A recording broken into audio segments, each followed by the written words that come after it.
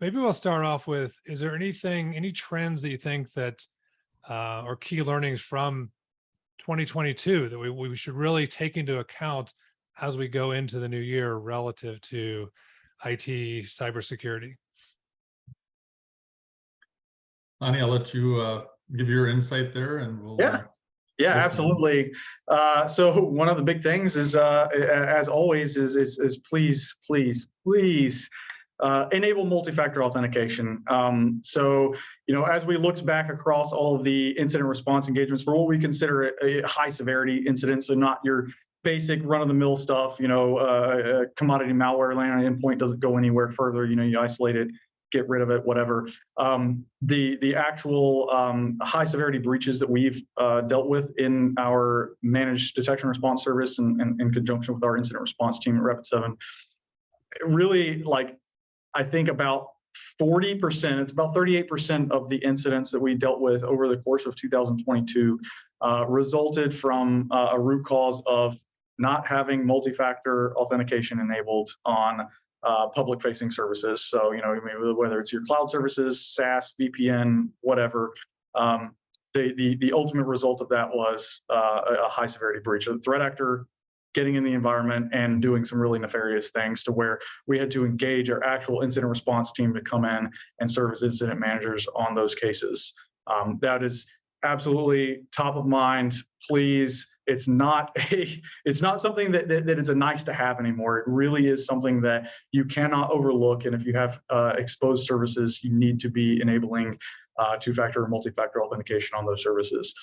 The other top ones were, exposed devices, right? Like anything on the edge, patch it, right? Exchange servers, Citrix NetScaler gateways, FortiGate firewalls, whatever it is, if it touches the internet, keep it patched, because those are the things that threat actors are really going after these days. So, all right, on the front of MFA, what about the poorly implemented MFA, though, leading to problems too? How do you detect against that? Yeah. So don't use SMS, of course. That's a big thing. Our threat actor is going to be able to get in there and steal your session cookies and reuse them. Yes, that's something that we're going to probably continue to see. But again, that's something that just enabling the basics is going to keep most threat actors out. They're going to move on to the next easy target. If they get that push, they're probably going to move along. If you're a really juicy target, they might do some of that additional stuff, trying to steal your cookies and using that information to do relay attacks. But for the most part, having it enabled to begin with is going to prevent the vast majority of breaches. What do you tell people, though, that say it's just too much work?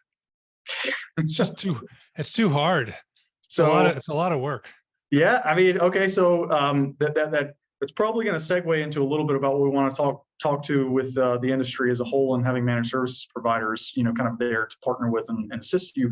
But ultimately, it may be difficult to employ, but in general, these days it's free.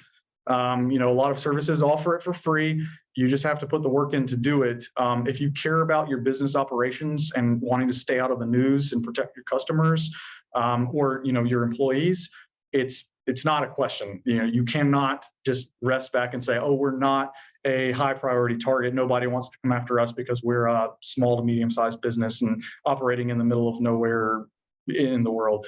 It's just not the case anymore. If it's exposed to the internet, if threat actors can access it, they're going to. So it's an absolute must.